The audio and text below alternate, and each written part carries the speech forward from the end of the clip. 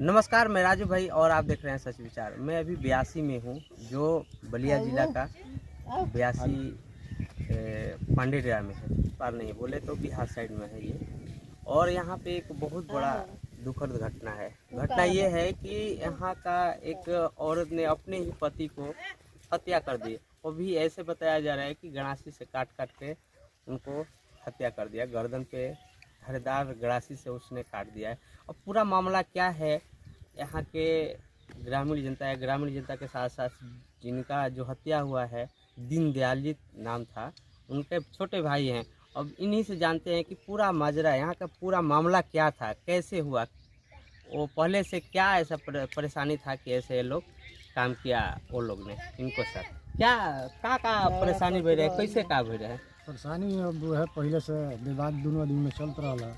अच्छा, औरत में या मर्द में, इसे दोनों जना में चलत रहे। हाँ, गुजरात भी रहल भी है। अच्छा, और दोनों आदमी में टेंशन पहले से चलत रहा है। हाँ, ओकरा बाद आइल हलो जा रहे लगल हलो। हाँ, अपन हमने के कुछ जानकारी ना भइल है, रात में कब का कइले दिए झगड़ा के कुछ ना।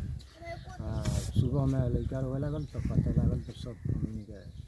अच्छा, टोला मोहल्ला में उनके साथ रिलेशनशिप कैसे रहे, माने जैसे एक दूसरे से व्यवहार, केहू से व्यवहार झगड़ा ही नहीं हो, बदमाशी सबसे झगड़ा ही, सब टोला से झगड़ा कर फिरते रहे। माने केहू से वो औरत में ही कमी रहे कि आपके भैया में भी कमी रहे? औरत में ज्यादा कमी है। आपके भैया मतलब के उसे झगड़ा गेंग ना करत, उनके औरतें मतलब सबसे मतलब वो झगड़ा गेंग ऐसे करके केहू से भैया बोले लगे केहू को बोली तो वही से मारे लगी, वही से मारे लगी, केहू से बोले ना देते रहे उनका से।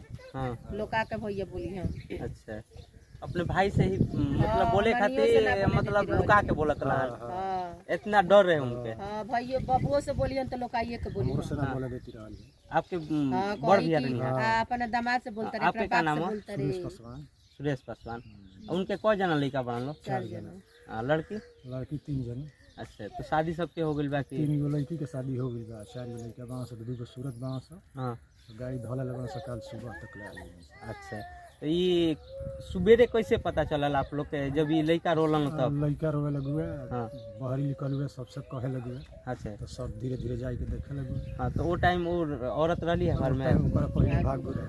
हाँ, छोट लड़का के बोले 6 बजे के भागल दिए, सवेर में 6 छोड़ बजे। देले रहुए। अच्छा, ओकरा बाद उहे लड़का हल्ला करुए तब जब माने ई दोनों जन भाई लड़का अलग बना? लेके बड़ा, भाई एक लेके भागल रहो। एकर लेके अच्छा, एक ये लड़का के लेके भाग रही हो, ई लड़का ई पुलिस रहलन? लिए के हवाले करवन लो, ई पुलिस ये करे का सिपाही जी लिया के हमारा के हाथ पहुंचो। हाँ, एकरा के देख रेख करी। हाँ, हाँ, अच्छा, तो अभी ये लोग के ज्यादा ही पहले से ऐसे लफड़ा चलत रहे, बात विवाद रहत रहे? एकरा गुजरात रहत रहली एकरा तब पहले 2-3 बार उ मेहरारू मार चुके रहल। अच्छा, पहले भी मतलब जान से मारे के कोशिश एकला कैले का थे, पार लेकिन वो बच गए? एकला का पार सुतला में कलानी फोड़ ले रहल है। हाँ, हाँ, हाँ, तो चिल्लाइलन कि यार कपार फोड़ के मुआवला से हमरा का ना सहू के ही तर। तो ओकरा पहले जैसे ऐसे भइल तो केहू थाना वाना पे ना गइल कि ऐसे काहे? भइल की मर्द थाना पे भी गोइल रहल ना। गोई रहलन हो जा दोनों जनौले बेकत कर गोइल। हम्म, ओकरा बाद हमरो पर केस क देले रहे। अच्छा, बचावला खातिर। बचावला खातिर हाँ, बोला रहनी तो। हाँ, हाँ, ओकरा बाद हम बोलल हम से छोड़ देनी। हाँ, आज ना बोलला के वजह कि आज ई घटना के अब जानत अंजाम रहल दिहल है बा। कि भैया नहीं के बोलत हाँ, माने केहू अब मोहल्ला में केहू से केहू ना कोनो तरह बोलत के रहल। ना डरे के ना बोलत रहला तो केहू बोली तो ओकरा गाड़ी देवे ले। गाड़ी देवे लागत रहल है। अब का केहू बोली? ये चारों जना लड़का में से शादी ई तो एक जना के एक जना के भाई जना के के बड़ शादी जना। हो गइल। 3 गो लड़की के शादी हो गइल बा, एक जना लड़का के। हां 3 जना। अभी ओ दिन घरे के रहे? ओ दिन बस ये 2 गो लड़का 2 बेकती। अच्छा, 4 जना रहलन। तो ई सुबेरे आप लोग के जब जननी तो फिर का कहीं कैसे?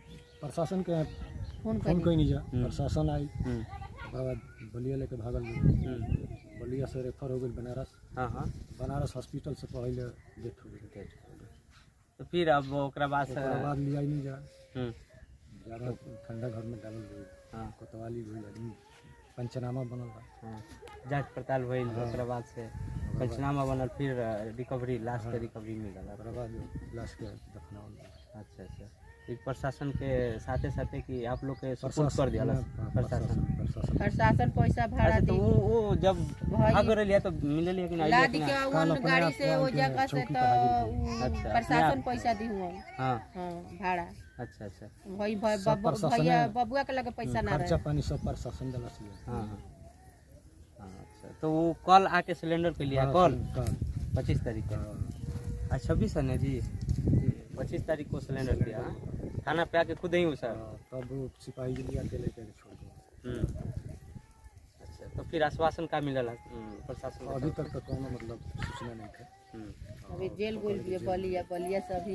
आप लोग के का मतलब अब उनके बारे में का सोचते हैं लोग? जू सा एकदम जीवन करबा सोचल जाता ओकरा के जीवन करबा हमनी के जे सिपाही आवता नी लो ओ आदमी से कहल जाता कि साहब हमनी के जीवन करबास कर दे लोग हम ओकर जीवन अपना करबास घर बाल बच्चा के संग हमरो को हमला कर सकेले। हां लइकनो के भी कर जब अपना सकेले पति के ना भइल त केहू केहू के होई।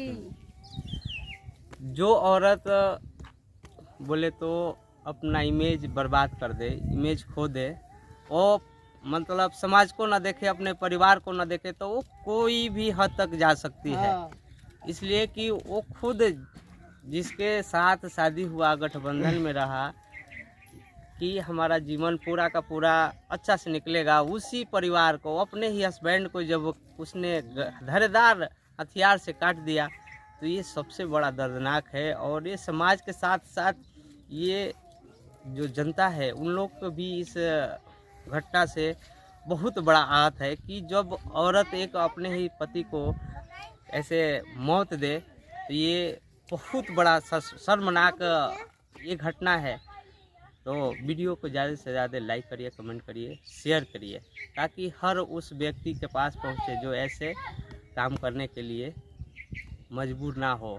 नहीं तो आने वाला टाइम में ऐसा बढ़ेगा तो जेल का सलाख बहुत बड़ा है। और सबका ज्ञान होता है कब, जब घटना घटता है तब।